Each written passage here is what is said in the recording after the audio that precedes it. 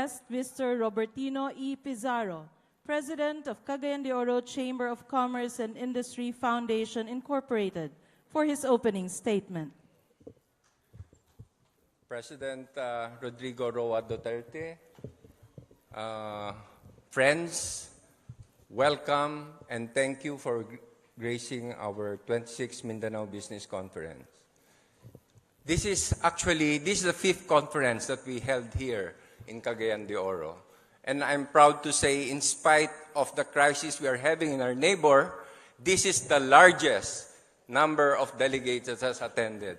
So I would want really to thank all our sponsors, partners, who gave their time and effort and also money to make this happen.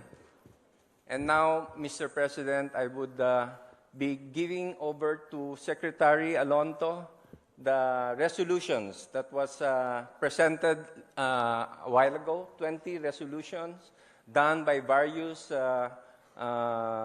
chambers of Mindanao. So I'll be handing it over to you later for President Duterte for him to discuss and go over. Thank you.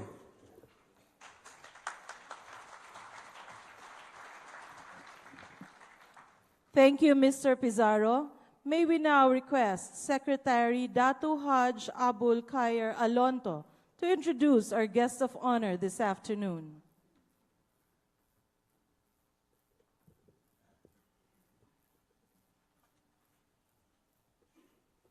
On behalf of the 26th Mindanao Business Conference, officers and delegates, Your Excellencies, fellow countrymen, it is my distinct honor to give you the first Mindanao President, a gallant son and leader of Mindanao, and the first Moro President too, our beloved brother, Mayor Rodrigo Roa Duterte.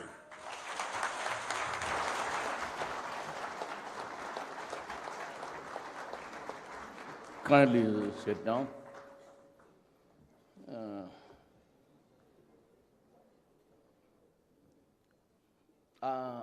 Let me express my apologies, actually.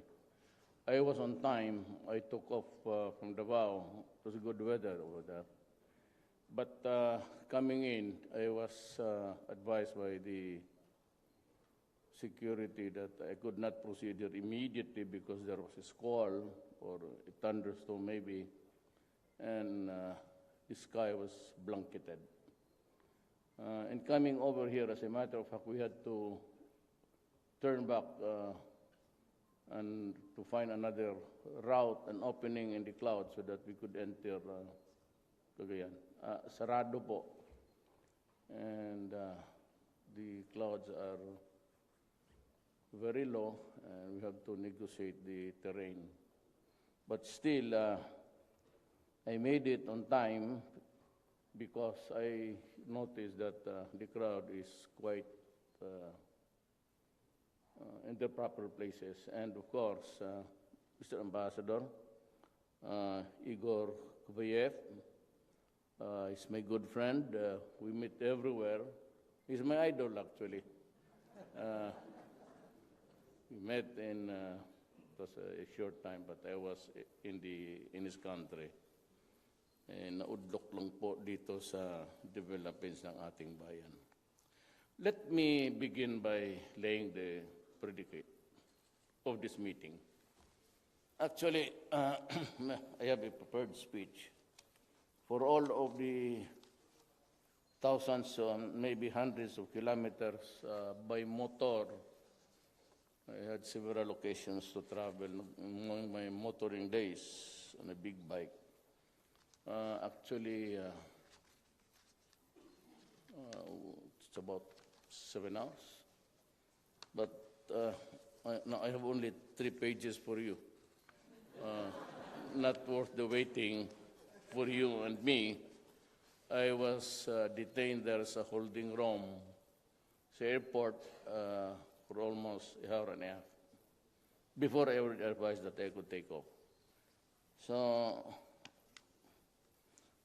I would like to also just introduce, maybe they have been already, the Defense Secretary Lorenzana, Mr. Pizarro, whom I met, the first guy to greet me, Agriculture Undersecretary Bernadette Romulo Puyat. Bakit marami ang pangalan mo? Cagayan de Oro First District Congressman Rolando Oy and other members of the House of Representatives. Cagayan de Oro City Mayor Oscar Moreno. Every time I come here, he seems to be more handsomer, if there's a word. Baka sa babae, yan, walang iba. Mr. George Barcelon, participants of the 26th Mindanao Business Conference, mga kasama ko sa gobyerno, mga kababayan. I said, hindi tayo makaintindihan dito if I go directly. You know, the predicate is, what ails Mindanao? Why is the lag in the progress of Mindanao? Why is it that we do not have manufacturing? This is supposed to be an agricultural land. Well, the Philippines fundamentally is ang economy natin is based on agriculture. Why do we not have it here? Well, one is you have to look into the factors, but mainly because Mindanao seems to be in trouble. And I would admit that we have to correct the historical injustice asked by the Moro people. But then again, what's happening in Marawi seems to stretch the trouble further than we expect. Let me assure the MI, we continue to respect the leadership, and we would like to pursue the talks. And for Normiswari, the same thing. We made that guarantee, and it was the centerpiece of my campaign that we will change the system to federalism. Alam mo, let me be frank.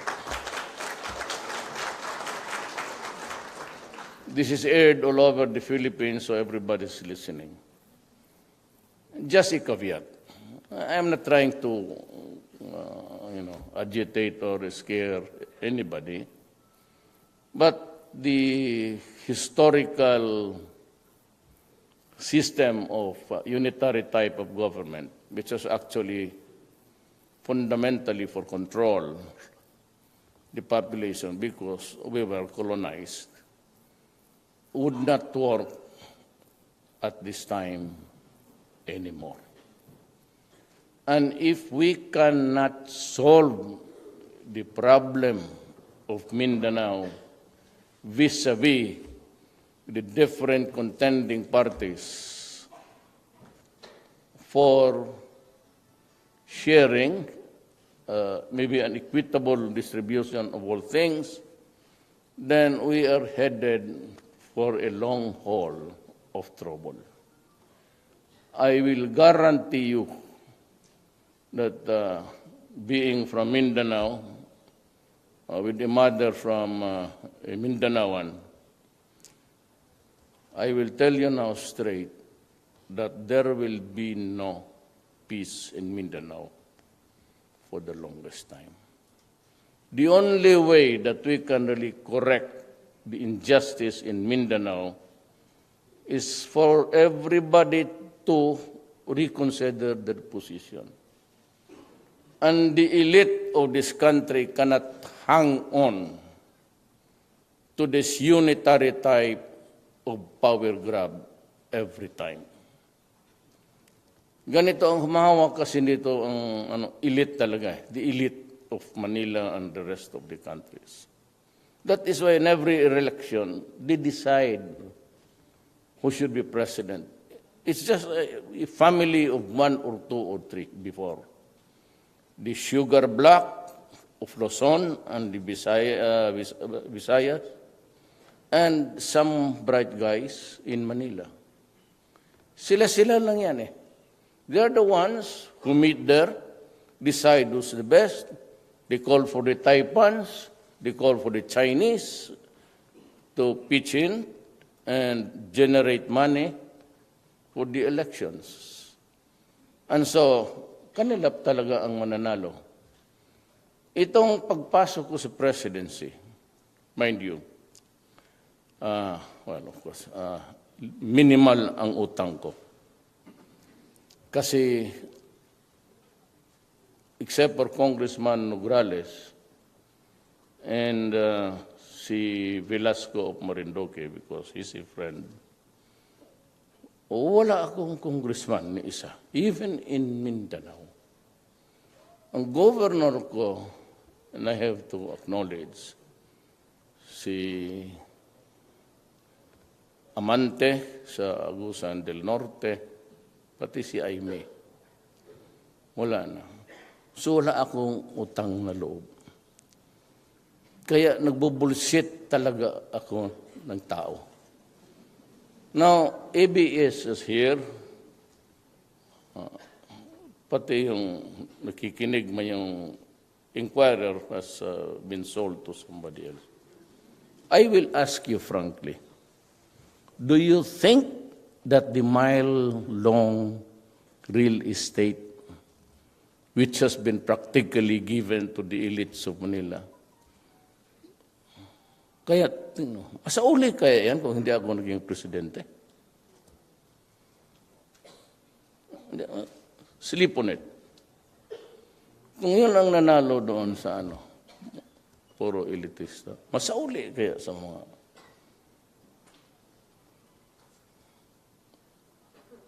Ang inquirer, sumubra. They were using the inquirer as a power tool to control politics and to destroy reputations of people. Pagdating dito sa kanila, binulshit ko sila. At pinutang ina ko sila. At si Gabi Lopez ng ABS, sinabi ko, mukha kang pera, putang ina mo. Totoo kasi. Sino makasabi sa kanila ng gano'n? And they were foisting this lie that I was having 200 million, itong anak ko ngayon. We were the favorite targets. No, they have, during their time, during the campaign, I told everybody, I mean, you can go around up to the rural banks of Tawi-Tawi, if there's one. Hanapin mo yung pera ninyo. Kasi kung nandyan, if it is true, I will withdraw my candidacy. Now, I gave you my commitment when I won. There will be no corruption, as I have told you. And if you can smell one with my daughter, who's the mayor of Davao City, anyan si Pulong na may magsabi, huwag yung hearsay na kaya nagtatanggap. I mean, I can invent. I'm coming up with Trillanes' bank deposits all over. Ngayon, kuha ko na, akala kasi niya, hindi ko rin kaya. So, I am giving you in a few days the number of deposits that he has with Chinese joint accounts. It's all over. Hong Kong, Australia, America. Kaya sabi ko ako, I'm willing to resign immediately. I don't have the illusions of the presidency perpetuating in power. The left, isa pa rin. Diktador. Look, you ask me if I'm happy being president. Now, telling you no. I'm no longer happy. But because I was placed there by a mandate with a sacred duty to run the country, I will just do it. I said, there will be no corruption, and everybody has to follow, including Mindanao.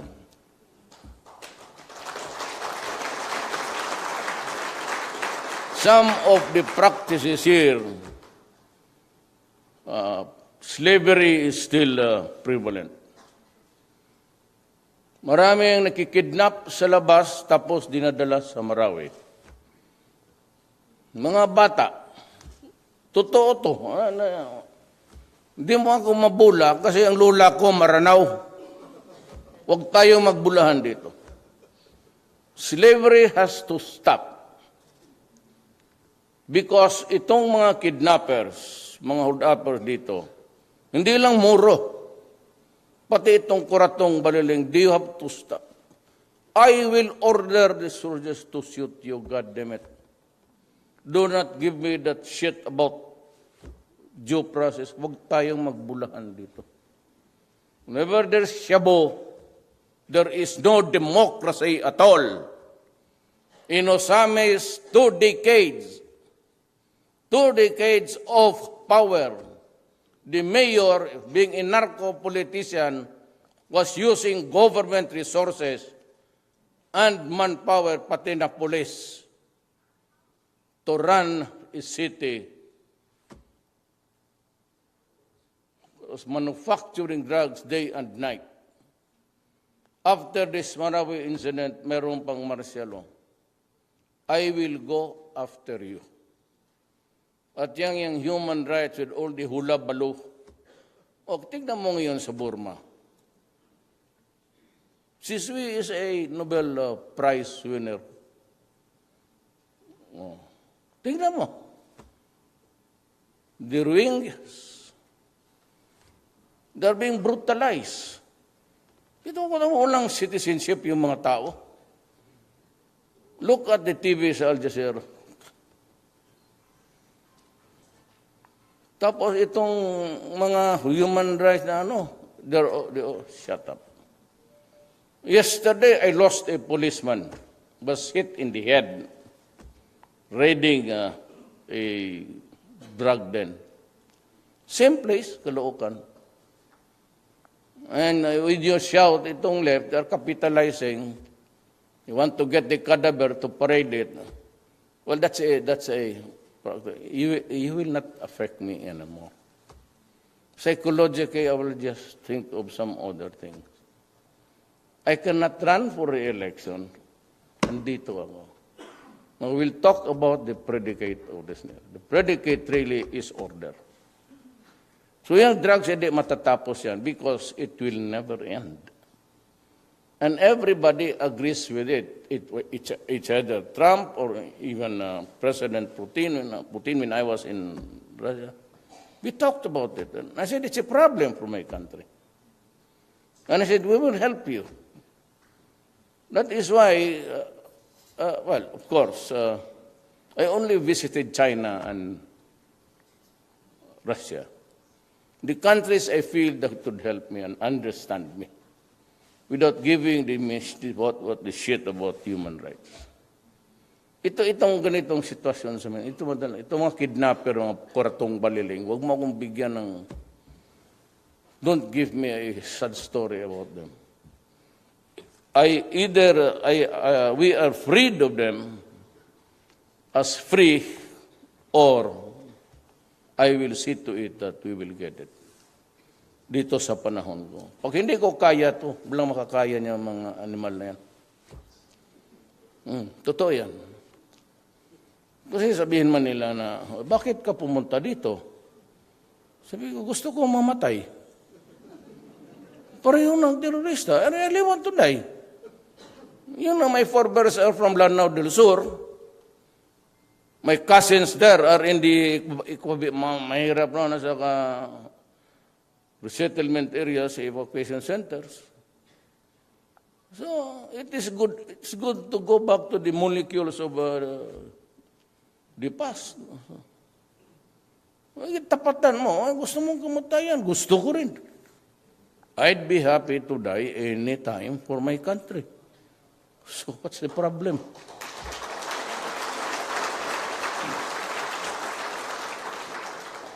It's really law and order.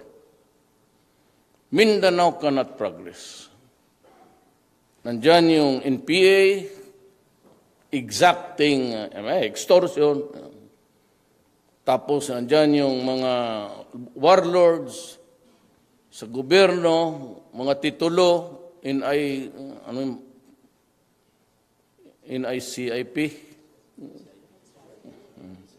NICIP. Tapos nanyang dinar, nandiyan pang lang administration, 3 titulo sa gobyernong to nag-i-issue ng land title. The Cotabato will explode one day. Land dispute yan. So these are the things that contributed to this disorder, including government, because of corruption. Pag hindi mo na-control ang corruption sa gobyerno, walang mangyayari sa buhay na to. Kaya talagang hiritan ko, when I go back next week, I will abolish 1, 2, 3 agencies. Yung road board, they have to go. Yung sugar regulatory board, I will abolish it. Just place it in an office. Pero the guy, meron siyang consultant, 3, ang bayad 200,000 ang buwan. Mas malaki pa sa presidente.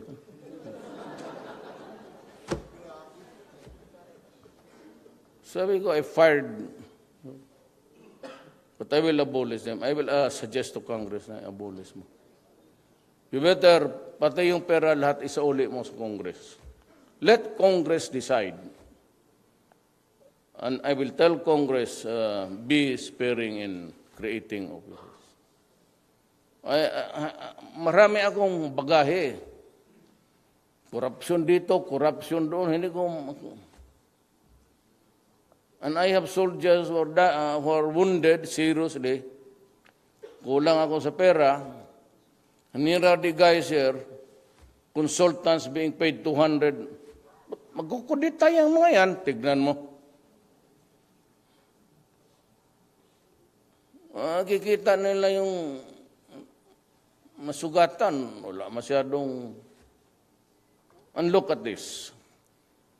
August of last year, when I became president, July, August, pumunta ako sa AFP Medical Center, Wiluna.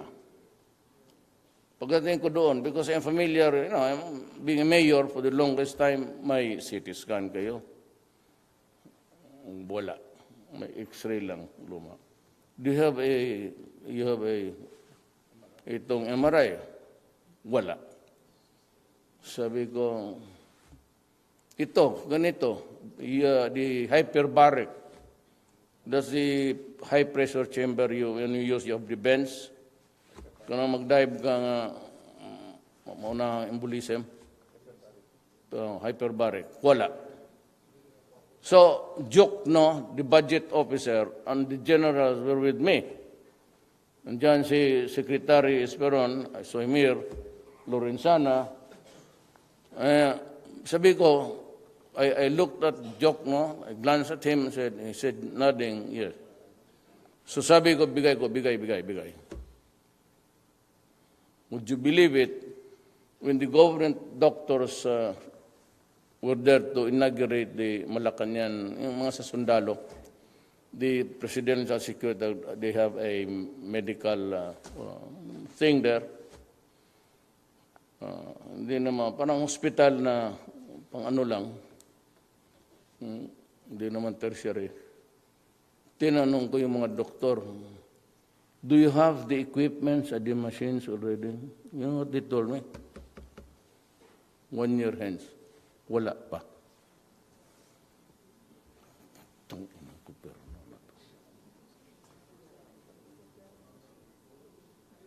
Gusto ko mag-resign na the exasperation. Kaya mainit ang ulo ko palagi. Sino pa naman hindi? Kaya yung hyperbaric helps control the spread of gangrene. When the soldiers are there and they are extricated about half the day, and there are open wounds, infection sets in, bacteria or otherwise. Pag hindi nadala ka agad yan doon, maputol talaga ang paa. And all we have to do is to bring him to a hyperbaric. Anak ng... Kaya pabalik ako ng pabalik dyan. Sabi ko sa kay Congress, I don't know, but I specifically, I asked the Senate President and the Speaker, kindly do away with procurement. Kasi yung procurement is the evil of them all. Kasi yung procurement na yan, na lowest bid, pabagsakayan sila. Itong mga putang inan to, either they cabal or they agree na magpasok sila dito, may project dito, tapos may,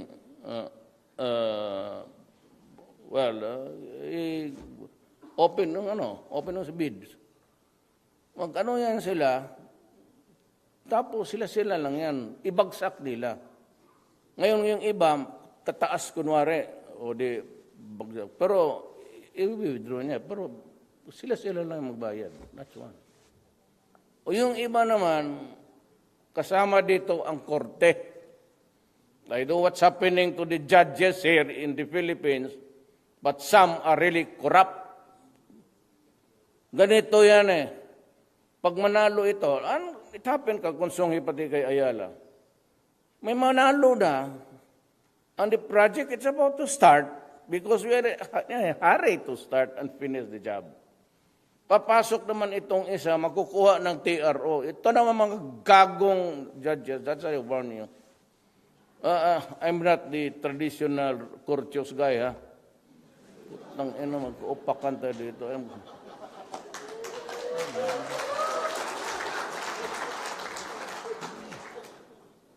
Kaya lahat binibira ko. Sabi ko, look, I will read. I'm a lawyer. I should know if you're a son of a bitch, I would know. Kaya, pati na si Ombudsman. So what's the problem? They criticize me about the lack of due process or human rights? Kayo. Ano ginagawa? Selective justice. Wala pa akong nakitang yellow na demanda. Puro kalaban. Last time si Gringo. Wala. Selective justice si Morales. Si Sereno naman, she's running the Supreme Court as if it's a private firm. At saka kung mag-abroad, sabi nga, I've always led a simple life. Tinignan namin yung mga sa hotel, mga suite. What's this? Alam mo sa gobyerno ngayon, sinasabi ko sa kanila, yung cabinet members lahat, you ride economy class. Wala kayong mabuhay. Mabuhay kayo. Gastos na tao yan. And I don't use wala kang nakakita, cabinet members, they have this specialized number 6. President is 1, I do not use it. I use the ordinary. When I go out to look at the plates, it's an ordinary one. When I was mayor, I never placed that plate mayor. When I was a congressman, I never used the 8. I find it very corny. Hilas ba?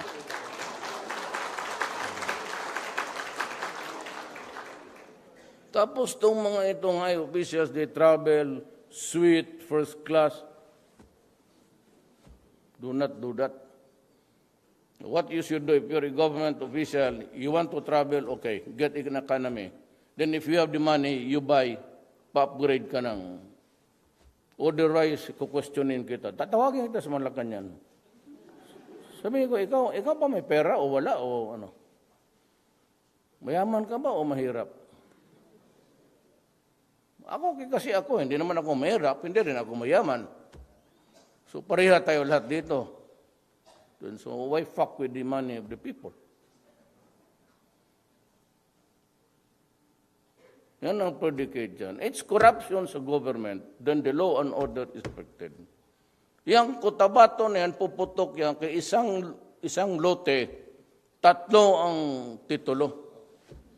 And somebody has to explain that. Otherwise, tignan mo, ano ang sunod na...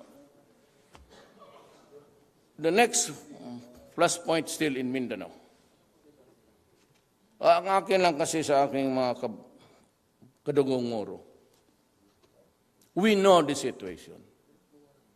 We know that you're the original occupants. Pero lahat naman tayo, we belong to the Sri Visayas Empire. Kaya nga kayong mga Bisaya, if you listen carefully sa Tausog, maintindihan mo yung salita nila. So, we are all Malay. Hindi naman namin kasalanan na migrate kami dito because pagkaalam namin, ang Pilipinas kasali ang Mindanao. So, we are not really squatters here. Me, I'm of a mixed blood. Then I tell you, let us understand each other. But we must also provide for our Moro brothers. Kasi nung wala talaga sila eh. Because when the American came, they granted homestead, if it's a corporation, 24 hectares. If it's an individual, 7. No Moro was given any piece of land. Kaya ganun. So you have to correct that. If you want a definite territory, fine. And that is why I continue to talk with the mainline revolutionary fronts. They also want peace. Pero kung ganito lang naman, yung iba, including the communists, season, gusto niya masunod ka. Kaibigan ko yung mga yan eh. But you know, when I became president, when I was in Davao, we used to talk. Yung mga sundalong NPA sa Mindanao, hindi yan kanila lahat. Iba niyan, Duterte faction. Tignan mo, when they start to come down. I'm negotiating with the big ones. Oh, bumaba kayo. I'll give you a piece of land. I'll give you livelihood. Iwan mo na yung... We've been fighting for 50 years. You want another 50 years? You want to kill Filipinos for another 50 years? Yan ang gusto ninyo. Ayaw ko. Kung you're very hesitant really to kill my own brother. Pero kung gusto ninyo, bagbaga, marami man akong pulis, nakapila yan sa Aguinaldo dyan, araw-araw. Gahanap ng trabaho yung mga bugoy dyan na walang... Okay, sige, ikaw, sundalo ka na. I am recruiting 20,000 new soldiers. And I will train them just to kill. That's war is all about killing.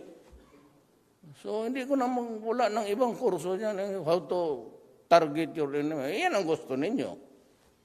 If you want to talk peace, fine. But do not be too incessant. Yung sa gusto ninyo, kaagad-agad nandyan. Ang mga komunista. At I get a blame for natikio sila doon yung dalawang. I'm the only president na naglagay ng mga komunista dyan sa cabinet ko. Binigay ko pa DAR because that is closest to their heart. And DSWD, binigay ko rin sa left. Kasi makatulong eh. Pero ako pa pasingin na. Ako pang sinisisi. Sila na yung nagipag-away, daldal ng daldal. Ang gobyerno korap. Siyempre yung mga congressman nasasaktan niya. Hindi naman lahat ng congressman korap eh. May ilan. Pero hindi yan lahat. Most of them, wala akong, I could not even imagine one. So yan ang, having said that, I will now read my speech.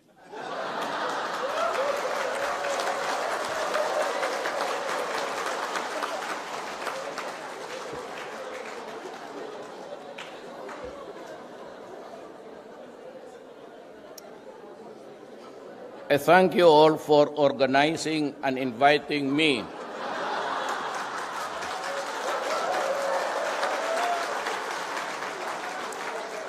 Sa totoo lang, pag nabalitaan ko na in other occasions and some in other places, if it's really not a viable thing to penetrate the clouds, magsabi naman yan sila na, sir, postpone mo na lang. Oh. Kasi pumunta kami dito sa dagat. Nagsara. Balik kami, nag-ikot doon sa bukid. Dahil dito kami, diretso na sa hindi na dumaan ng poblasyon. Diretso yung target na ng chopper. Had it been some other kind of activity in some other place, ma'am, I would have just, understand. It's the weather, and simply it's dangerous to be navigating. Kasi pababa na yung clouds eh. So hindi mo na makita. And the helicopters can only fly so much. And there are mountain ranges. Were it not for the fact, really, that Cagayan de Oro is full of beautiful women.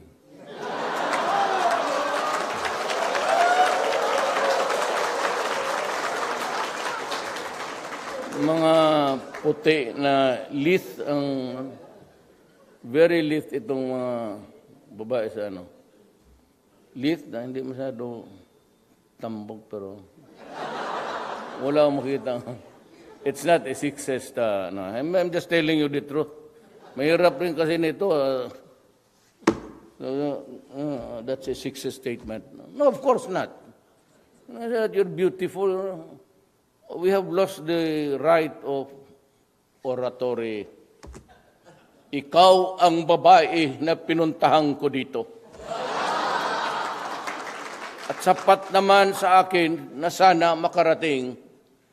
At dahil sa ulan at makapal na ulap, ganun paran sumugod ako. Saan ba ibang maganda dito? Ganun na rin. So, your continued support for the government's development efforts is deeply appreciated. I've always been a firm believer in Mindanao's great potential. As long as it has the right infrastructure and a sound business environment, Mindanao's abundant resources and hardworking and dynamic people have the capacity to contribute even more to our country's growth and development. It is for this reason that the government is aggressively pursuing infrastructure projects in Mindanao. We have allocated funds to build structures that facilitate the transfer of goods and services as well as enhance mobility and connectivity. Key projects such as the Mindanao Railway System, the Pangil Bay Bridge, and the Laguindingan Airport development are in various stages of implementation.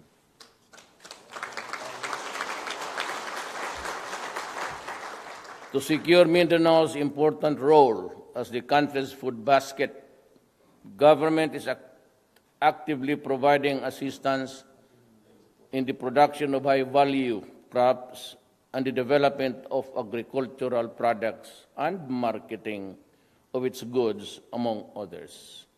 The color-coded agri-fishery map is now available to our farmers to help them identify the most suitable crops for their farms. This will be continuously improved with new data and tools to provide more information for our farmers and fisher folks. All you have to do is just to look at the map. Itong itanim mo dito. It's actually, it's simply stated, it's the soil analysis of what suits what, the appropriate tanim mo. However, our efforts to promote business, trade, and investment in Mindanao will be in vain if we cannot ensure stability and order, as well as secure just and lasting peace in the island. That is why the government is intensifying the fight against illegal drugs, crime, and corruption, even as it creates a more enabling and nurturing business environment in Mindanao. Government remains firmly committed to wiping out local terrorists and other threats groups that continue to hinder our peace and development efforts, especially the ISIS-inspired ones who have attempted to take over the city of Marawi. I assure all investors and businesses in Mindanao that the government will do everything to make sure that Marawi City recovers and it will rise again as a thriving and flourishing city. Government is now expediting preparatory talks for the implementation of the Marawi City Rehabilitation and Reconstruction Plan to see to it that this will really happen. While we have a big and grand plans for Mindanao and our country, all of these will not succeed without the help and participation of the private sector. I therefore ask everyone in this conference to continue supporting the government programs and initiatives. Rest assured that the government will continue listening to your inputs and suggestions. With your cooperation and our people's support, I am confident that we will create a more prosperous and progressive Mindanao. Salamat po.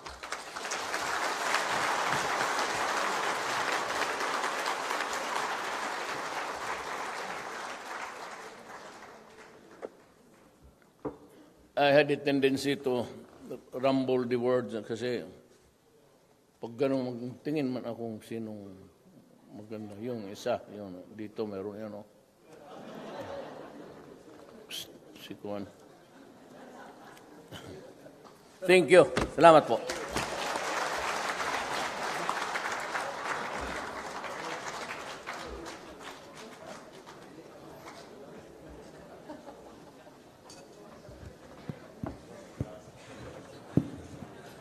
Thank you very much, President Rodrigo Roa Duterte, for your uplifting message. And now may we request the President for a photo opportunity.